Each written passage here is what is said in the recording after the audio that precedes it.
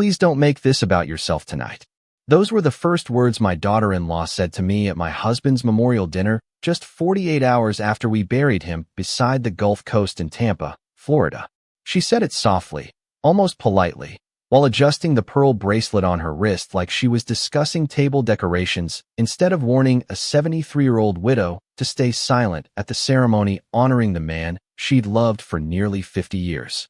I looked past Melissa and into the ballroom of the Bayshore Country Club where everything smelled like expensive flowers and catered salmon. Large framed photographs of Harold stood near the stage beneath warm golden lights. In every picture, he was smiling. Smiling on our fishing trips in Sarasota. Smiling beside the old red pickup truck he refused to sell. Smiling in the backyard while grilling burgers every 4th of July. But as I stood there holding my black handbag against my chest, I realized something strange. I wasn't in most of those photographs. Melissa noticed me looking. "Daniel thought it would be simpler this way," she said quickly. Simpler.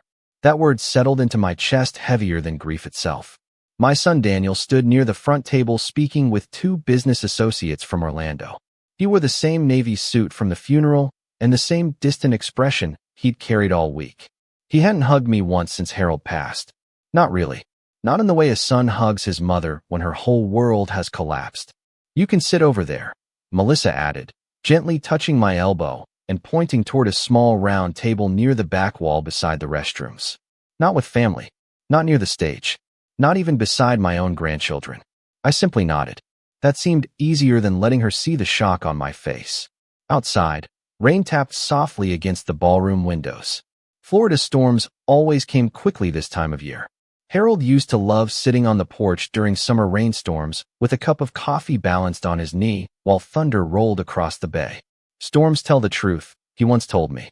"They clear out everything pretending to be sunshine." I thought about that as I walked slowly toward the back table. Guests smiled politely as I passed them. Some reached for my hand. Others looked uncomfortable, like they sensed something wasn't right but didn't know where to look. Then I saw it. The microphone near the stage. Melissa had placed a small handwritten card beside it. "Family speakers only." Beneath the sign sat a printed schedule listing everyone who would speak about Harold that evening. Daniel, Melissa, 2 church friends, Harold's former golf partner, even our granddaughter Sophia. But not me, his wife, the woman who spent 48 years building a life beside him.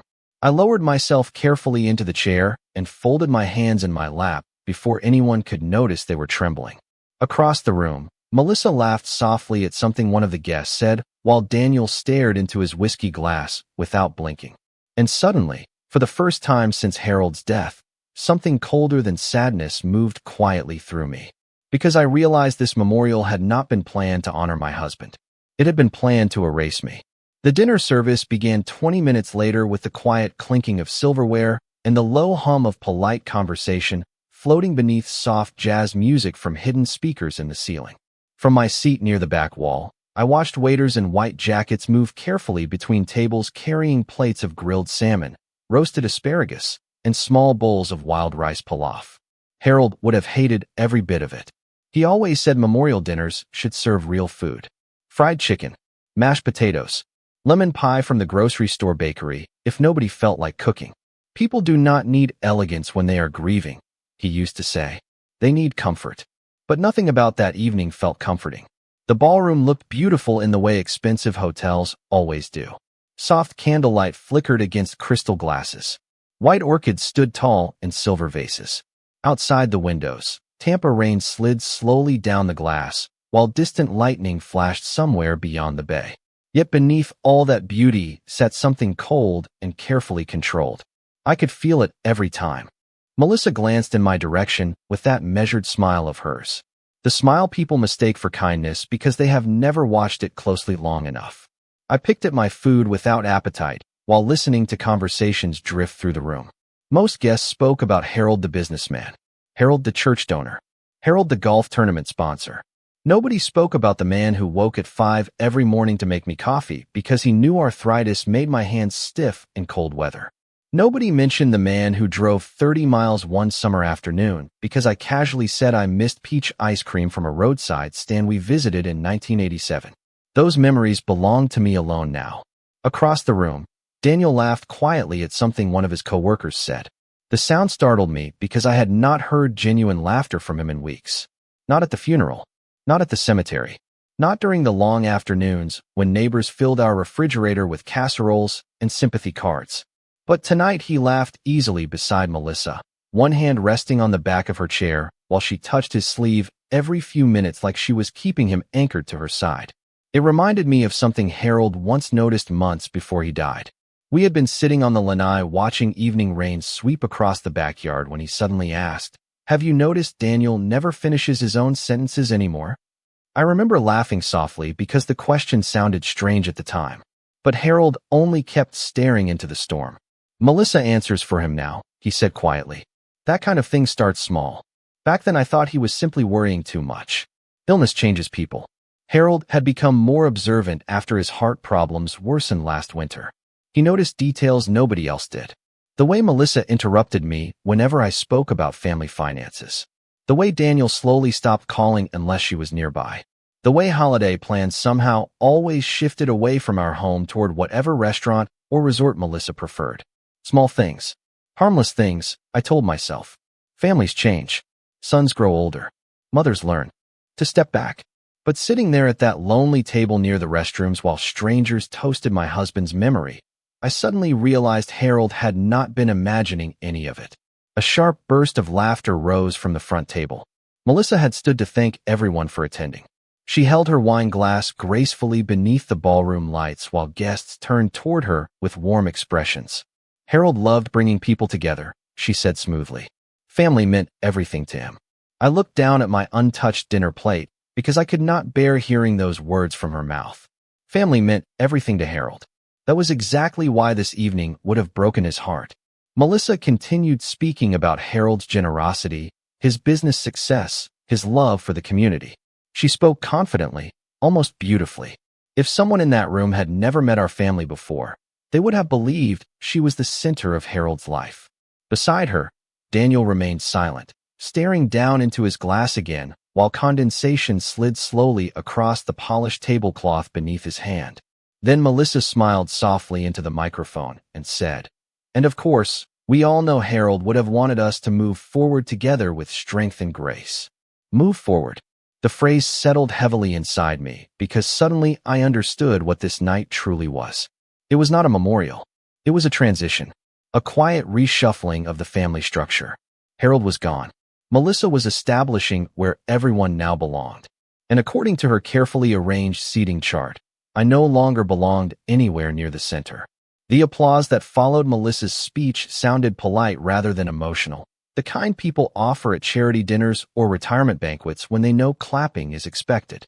I joined in quietly because not applauding would have drawn attention, and I had already begun to understand that grief makes people uncomfortable unless it behaves properly. One by one, the scheduled speakers walked to the microphone near the stage. Harold's golf partner told a story about losing a tournament in Naples because Harold refused to cheat on a scorecard. A pastor from our church spoke about Harold's generosity during hurricane recovery drives years ago. Sophia read a short paragraph from a folded note card while nervously brushing hair from her face.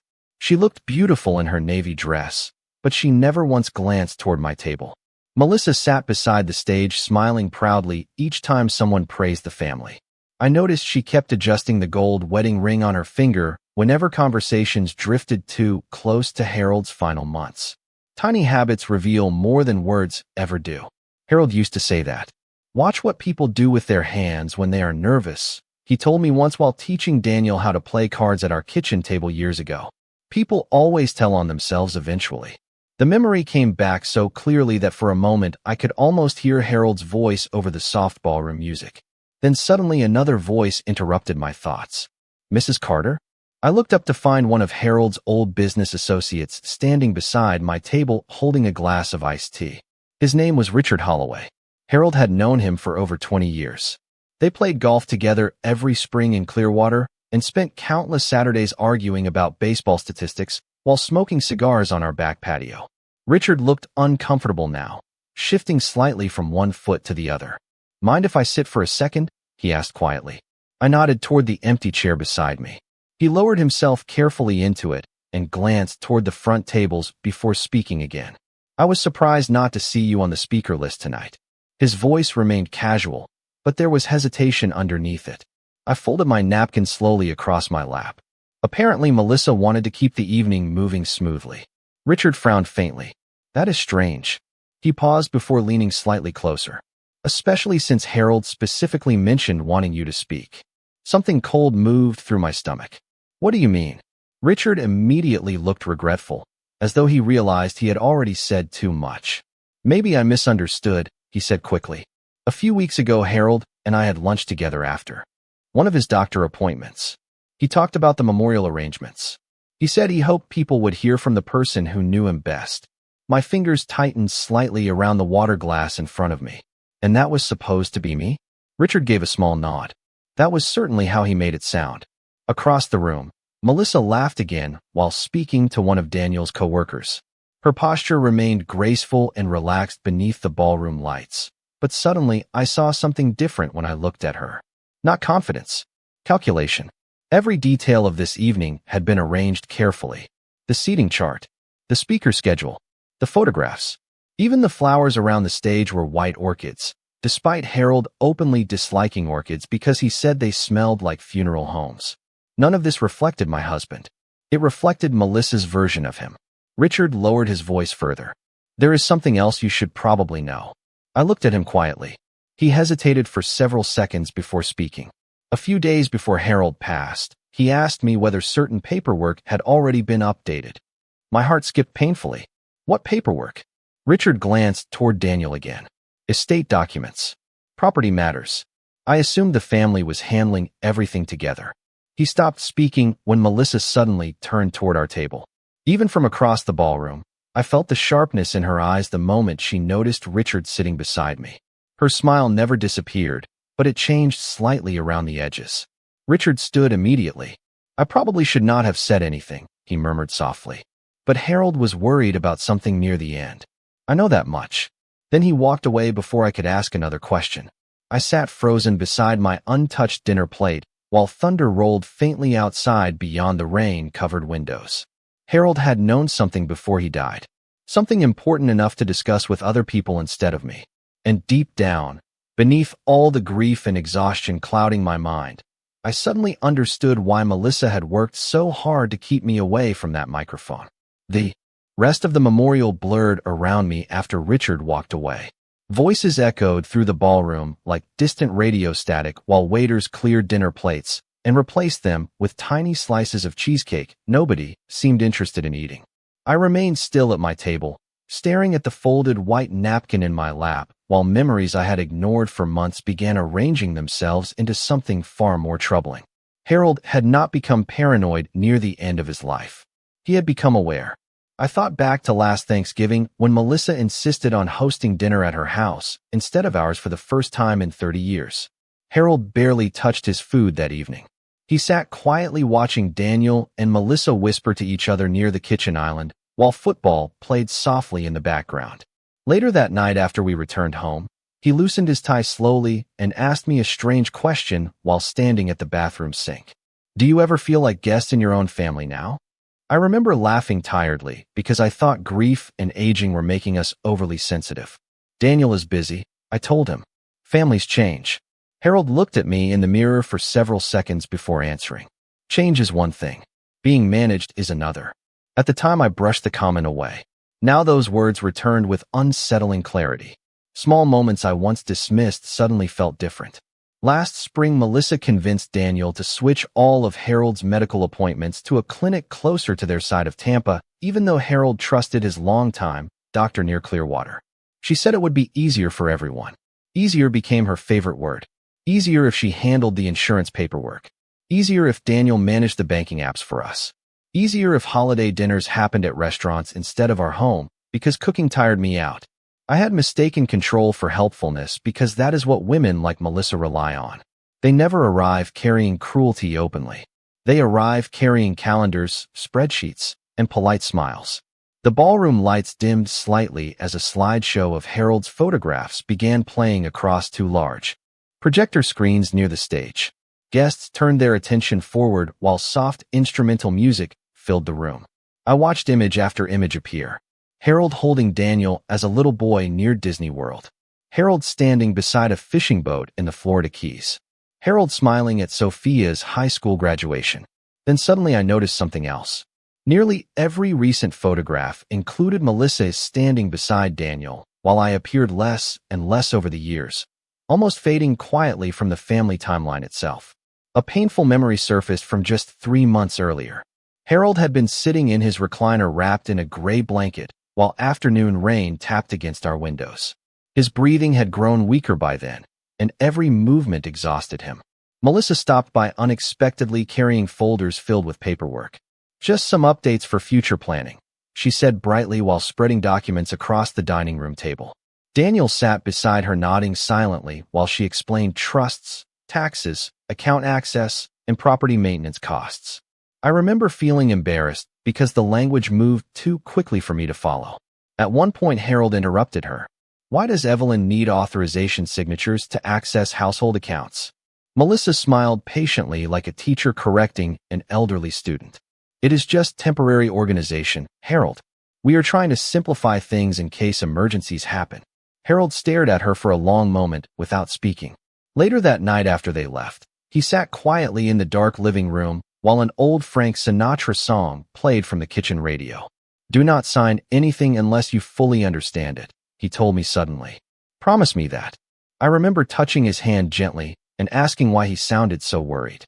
He only shook his head slowly. "Because people reveal themselves when they think time is running out." At the memorial dinner, applause suddenly broke out as the slideshow ended. Melissa stood near the stage thanking guests again, while Daniel remained beside her with the hollow expression I had begun seeing more and more over the past year. He looked exhausted, rather than cruel. That was what hurt the most. My son had not become hateful. He had become passive, slowly absorbed into Melissa's version of reality, one decision at a time, until even silence felt easier than disagreement. Then I noticed something near the stage that made my breath catch. Beside the podium sat one of Harold's old leather briefcases partially hidden behind a decorative flower arrangement. I recognized it instantly. Harold never traveled anywhere without that worn brown case. He kept important documents inside it for decades. Insurance records, property deeds, handwritten notes. My eyes fixed on it while thunder rolled softly outside beyond the ballroom windows. And for the first time that evening, I began wondering whether Harold had left behind more than memories. For nearly 20 minutes, I could not stop looking at Harold's briefcase near the stage. Guests continued mingling around the ballroom, while servers carried fresh coffee and dessert trays between tables. But my attention remained fixed on that worn brown leather case sitting half-hidden beside the orchids. I knew every scratch on it. Harold carried it through airport terminals, business meetings, hospital waiting rooms, and church budget committees for over 30 years. Even after retirement, he still kept it near his desk at home because he said important papers deserved one dependable place. Melissa suddenly stepped onto the stage again and tapped lightly against the microphone. "Before we close tonight," she announced smoothly, "Daniel would like to say a few words." Daniel looked startled for half a second before standing slowly from his chair. That tiny hesitation did not escape me. Melissa had not warned him ahead of time. She controlled moments by keeping everyone slightly unbalanced. Daniel walked toward the podium with the exhausted posture of a man carrying invisible weight on his shoulders. His tie hung slightly loose now, and dark circles shadowed beneath his eyes. For the first time all evening, he looked less like Melissa's polished husband and more like my little boy after staying awake too long with a fever. He adjusted the microphone awkwardly and cleared his throat. "My father was," his voice cracked slightly before he began again. "My father was the kind of man who always showed up when people needed him." The room grew quiet. Daniel stared down at the folded paper in his hand instead of looking at the audience. "He taught me responsibility, loyalty, hard work." Another pause followed. Then something strange happened. Daniel looked briefly toward my table, just for a moment. But in that moment I saw uncertainty in his face. Not grief alone, guilt. Melissa noticed it too. I watched her expression tighten almost invisibly from the front table. Daniel swallowed hard before continuing. "The last few months were difficult on our family, but we are trying to honor his wishes the best we can." "Honor his wishes." The phrase lingered heavily in the air because suddenly I remembered another conversation from only 2 weeks before Harold died. It had been late afternoon. Rain clouds rolled low across the backyard while Harold sat wrapped in a blanket near the living room window.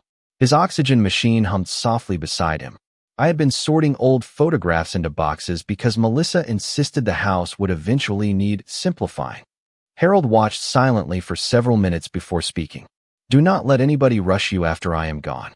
I remember looking up from the photographs with tired confusion. "Rush me about what?" "Anything," he answered quietly. "The house. The money. Your decisions. Grieving itself." Then he added something that unsettled me even then. "People become impatient with widows faster than you would think." Back at the memorial dinner, applause followed Daniel's speech, but it sounded weaker this time. Daniel returned to his seat beside Melissa, avoiding my eyes completely now. Melissa squeezed his hand tightly and whispered something near his ear. He nodded immediately, obediently. My chest ached watching it. Not because my son no longer loved me, but because I could see how thoroughly he had learned to silence himself.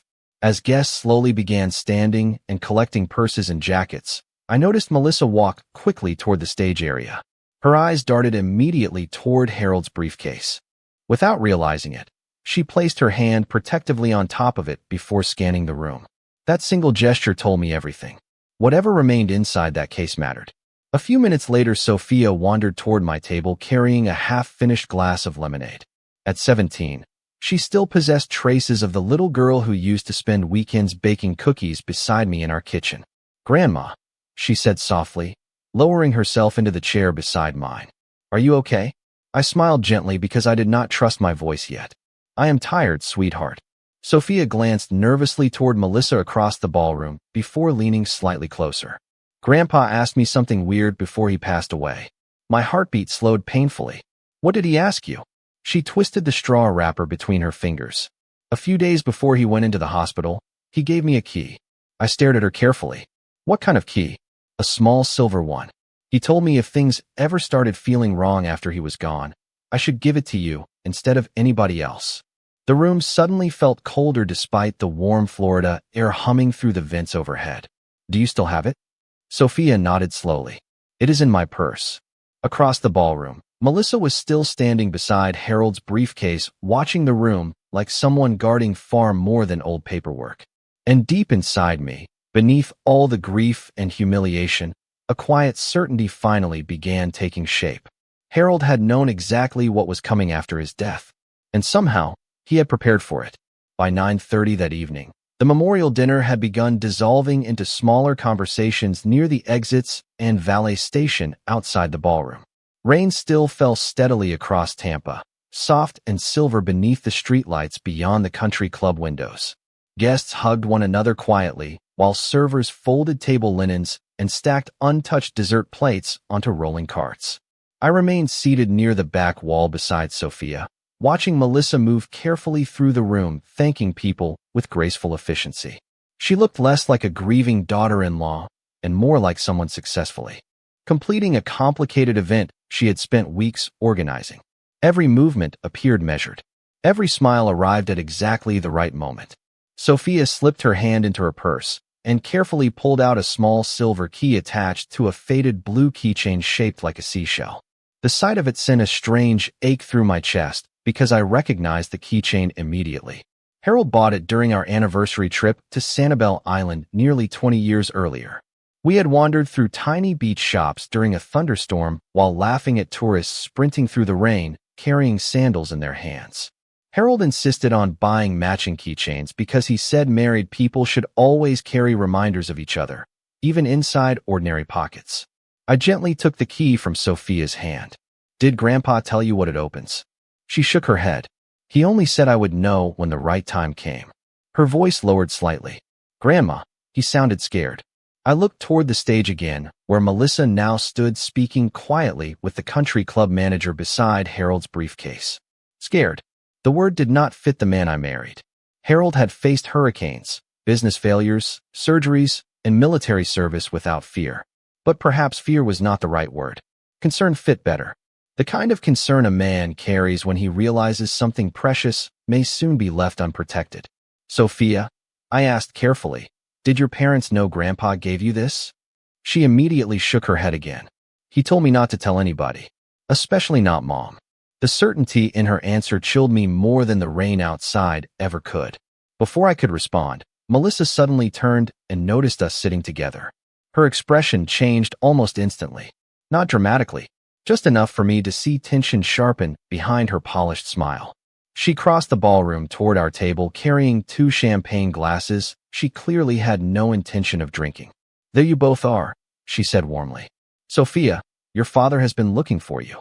Sophia stood quickly, nervousness flickering across her face before she walked away toward the front tables. Melissa remained beside me holding her untouched glass by the stem. For several seconds neither of us spoke. Then she glanced down toward my hand resting near my purse where I had already slipped the silver key safely inside. You have been very quiet tonight, she said softly. I hope you understand everybody was only trying to make things easier for you. Easier again. That word. I looked up at her calmly. Interesting how often people use that word when they are taking control away from someone else. Melissa's smile barely moved. I think grief can sometimes create misunderstandings. I think grief reveals them, I answered quietly. For the first time all evening, her expression hardened completely. Only for a second, but it happened. The warm daughter-in-law mask slipped just enough for me to glimpse the irritation underneath. Harold worried about you, she said carefully, especially toward the end. He did not want you overwhelmed by financial decisions or legal complications. I stared at her steadily. That is strange, because Harold spent 48 years believing I was perfectly capable of managing my own life. Melissa lowered her voice slightly. Daniel and I are only trying to protect what Harold built for this family. There it was. Not grief, not love, ownership. She believed the future already belonged to her. Before I could answer, Daniel approached us with tired eyes and rainwater darkening the shoulders of his suit jacket. He must have stepped outside briefly. Mom, he said quietly, Melissa and I were thinking maybe you should stay with us for a while instead of being alone at the house. The house. Not your home. Not your place. The wording mattered. I studied my son's face carefully. He looked emotionally exhausted, but beneath that exhaustion sat something else. Anxiety. That is thoughtful, I replied gently. But I am not ready to leave my home. Melissa immediately touched Daniel's arm before speaking. Nobody is asking you to decide tonight. Yet her eyes told a different story entirely. Decisions were already being arranged around me. Quietly. Efficiently. Like seating charts and speaker lists. Then, across the ballroom near the stage, one of the catering staff accidentally bumped the flower arrangement beside Harold's briefcase. The arrangement shifted sideways just enough for the case to fall partially open. Papers slid slightly into view beneath the ballroom lights. Melissa turned so quickly toward it that even Daniel noticed. And in that brief, unguarded moment, I saw fear cross her face for the very first time. Melissa moved toward Harold's briefcase almost immediately after the flower arrangement shifted, but she stopped herself halfway there when she realized several guests had noticed her reaction. Instead, she forced a small laugh and waved one of the catering staff over to fix the display while pretending nothing unusual had happened. But I had already seen enough. Fear changes people faster than grief ever does. Daniel noticed it too, though he looked confused rather than suspicious. Melissa, he asked quietly, what is wrong? She recovered quickly. Nothing, she answered with practiced calm. I just do not want anything important getting misplaced tonight. Important. Another carefully chosen word. I watched her smooth, invisible wrinkles from the front of her black dress before turning back toward the remaining guests with her polished smile restored. But the damage had already been done. For the first time all evening, I no longer felt uncertain about my instincts. Harold had hidden something. Melissa knew it existed. And somehow, she believed she could keep me away from it. The ballroom slowly emptied as the rain outside softened into a steady mist. A few older guests gathered near the coat check exchanging quiet condolences while waiters dimmed sections of the overhead lighting. Sophia returned to my table, carrying both our purses after overhearing Melissa tell the staff they would begin cleaning up soon. Grandma, she whispered carefully, Mom keeps asking if I have been talking to you alone. I looked at my granddaughter closely. Beneath her nervousness sat something else. Loyalty. Harold had trusted the right person. You do not need to worry, I told her softly. Just stay close to me for a little while longer. She nodded immediately. Across the ballroom, Melissa and Daniel stood near the stage, speaking in low voices. Daniel appeared frustrated now, rubbing his forehead, while Melissa spoke with controlled urgency beside him. I could not hear the conversation, but I recognized the dynamic instantly. Melissa speaking, Daniel absorbing. Then suddenly Daniel looked toward me again. This time his expression carried something closer to discomfort than distance. He walked away from Melissa and crossed the room slowly until he reached my table. "Mom," he said quietly, lowering himself into the chair beside mine. "Are you all right?" The question sounded sincere. That made it hurt even more. I studied my son carefully beneath the dim ballroom lights. He looked older tonight than I had ever seen him. The confident boy who once ran barefoot through our backyard chasing fireflies had been buried beneath exhaustion, pressure, and years of letting somebody else make decisions for him. "I am tired," I answered honestly. Daniel nodded slowly. "I know tonight has probably been difficult." "Probably." Such a careful little word. "Your father never wanted things to become complicated after he passed," he continued. "Melissa and I have just been trying to organize everything responsibly." There it was again. Organization. Responsibility. Control disguised as kindness. I folded my hands calmly in my lap. "Daniel," I asked gently, "when was the last time you made a family decision without checking Melissa first?" The question startled him completely. He opened his mouth to respond, but stopped. Silence answered for him. Behind him, near the stage, Melissa immediately noticed our conversation stretching longer than she liked. She began walking toward us with slow, measured steps. "Your father trusted me," I continued quietly before she could interrupt. "He trusted me for nearly 50 years. Do you honestly believe he wanted me sitting alone beside the restrooms tonight while strangers spoke for him?" Daniel looked down at the floor. For several painful seconds, he said nothing at all. Then softly, almost like a confession, he whispered, "Mom, things were already changing before Dad got sick." My chest tightened. "What does that mean?" Daniel rubbed his hands together nervously. "Dad was worried about finances near the end. About the house. About taxes. Melissa thought it would be safer if certain things were managed differently." "Managed by whom?" I asked. Before he could answer, Melissa arrived beside our table carrying the same controlled smile she had worn all evening. "There you are," she said lightly to Daniel. "The valet is bringing the car around." But Daniel did not stand immediately this time. Melissa noticed. Her smile thinned almost invisibly. Then her eyes shifted downward toward my purse resting beside my chair. For one brief second, her gaze locked directly onto the faint outline of the silver key beneath the leather. The reaction was immediate. Her entire body stiffened before she quickly looked away. Tiny movements reveal everything when you know how to watch for them. Harold was right about that too. "It is getting late," Melissa said carefully now. "We should all head home." Home. The words settled differently inside me this time, because suddenly I understood something with complete clarity. Melissa believed the future already belonged to her. The house, the accounts, the decisions, even Harold's memory. But hidden somewhere behind all her careful planning was one thing she had not prepared for. Harold had left behind proof. And tonight, she realized I was getting closer to it. The valet line outside the country club had grown shorter by the time Melissa finally decided the evening was over. Rain drifted softly through the warm Florida air while headlights reflected across the wet pavement like broken ribbons of gold. Most of the guests had already left, leaving only a handful of lingering conversations near the entrance. Inside the ballroom, staff members quietly folded chairs and cleared flower arrangements from the tables. Melissa remained close to Harold's briefcase the entire time. Too close. Every few minutes her eyes returned to it like she was afraid it might disappear if left unattended for even a moment. Daniel stepped outside to speak with the valet manager about the cars while Melissa gathered coats and purses from the remaining chairs near the stage. Sophia sat beside me silently. Now, her fingers nervously twisting the edge of her sweater sleeve. I reached gently into my purse and touched the small silver key again, letting the cool metal steady my thoughts. Harold had planned something carefully. I could feel it now with growing certainty. Not revenge. Harold was never a cruel man. But protection? Yes. Harold protected the people he loved with quiet precision. Suddenly, one of the catering workers approached Melissa, holding a clipboard. "Ma'am," he said politely, "the manager needs your signature before we close the ballroom." Melissa hesitated immediately. Her eyes darted toward the briefcase again before she forced a quick smile. Of course. She followed the worker toward the far side of the room near the service entrance. The moment she disappeared from sight, Sophia leaned closer.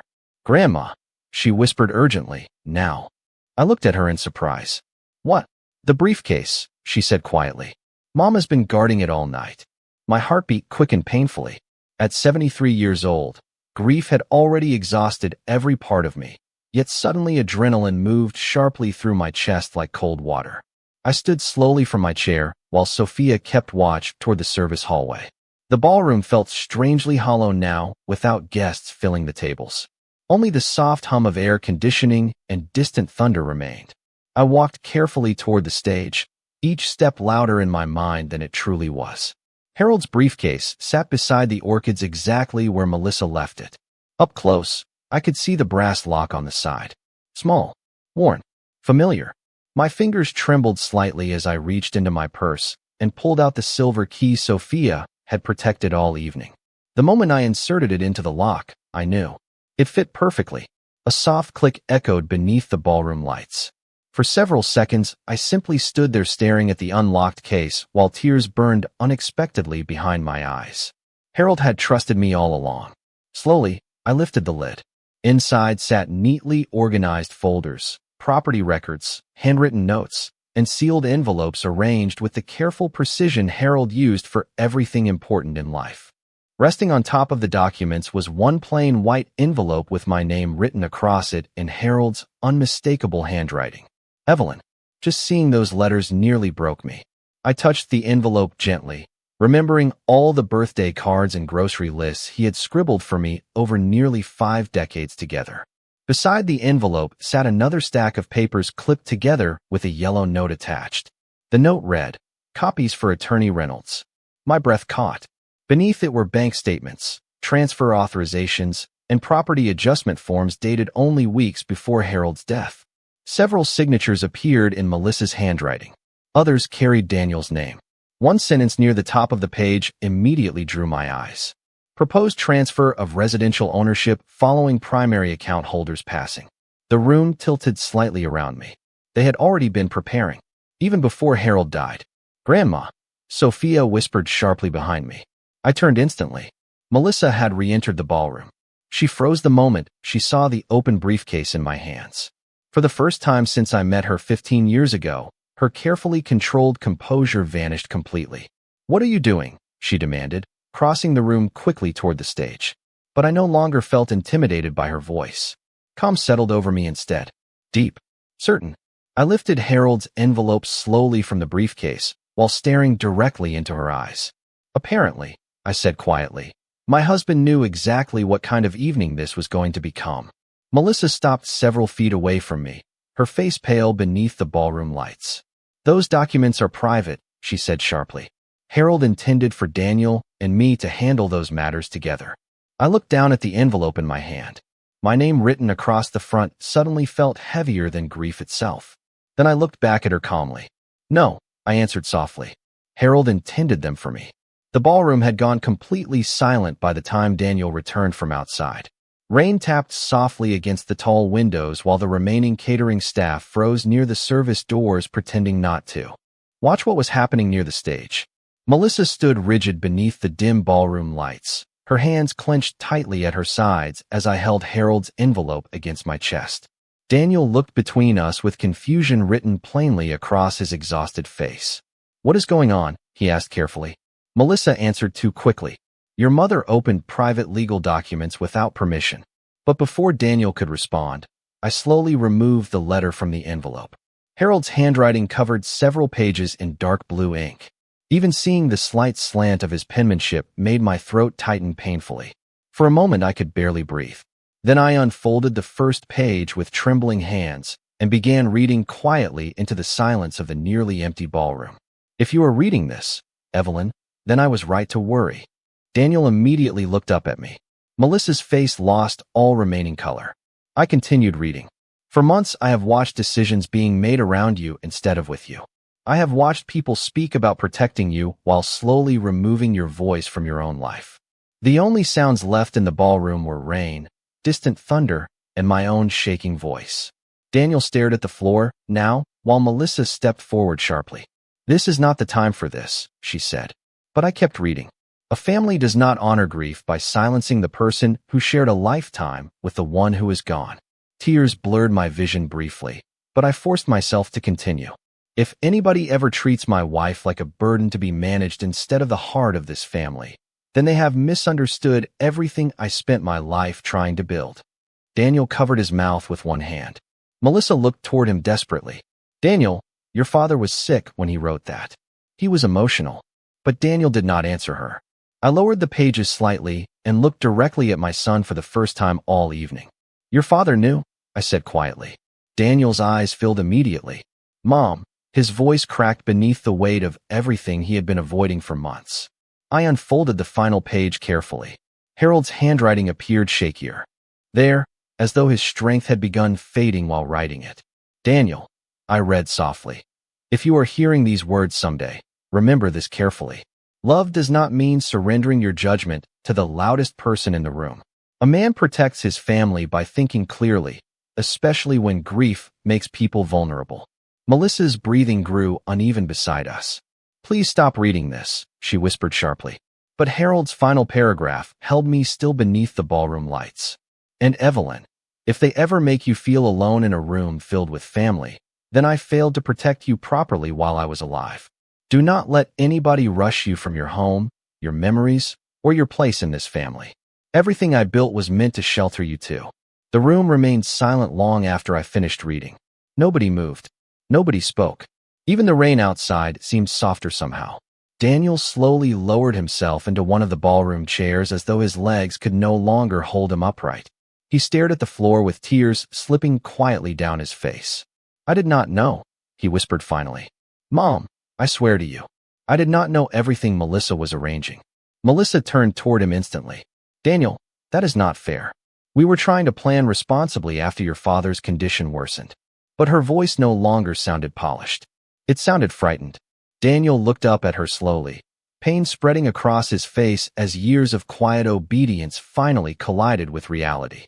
"Why was ownership paperwork already being prepared before Dad even died?" he asked hoarsely. Melissa opened her mouth, but no answer came immediately. That silence told him more than words ever could. I folded Harold's letter carefully and placed it back inside the envelope. Then I closed the briefcase gently beside me.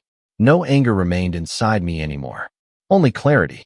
The kind Harold must have reached before he died. Sophia walked quietly to my side and slipped her arm through mine, while Daniel remained frozen beneath the dim ballroom lights. Melissa looked smaller now somehow, stripped of the careful control she had maintained all evening. Outside, the Florida rain had finally stopped. I picked up my purse, held Harold's letter close against my chest, and walked slowly toward the ballroom exit without another word. Nobody tried to stop me this time. And for the first time since my husband took his final breath beside our bedroom window overlooking the bay, I no longer felt invisible.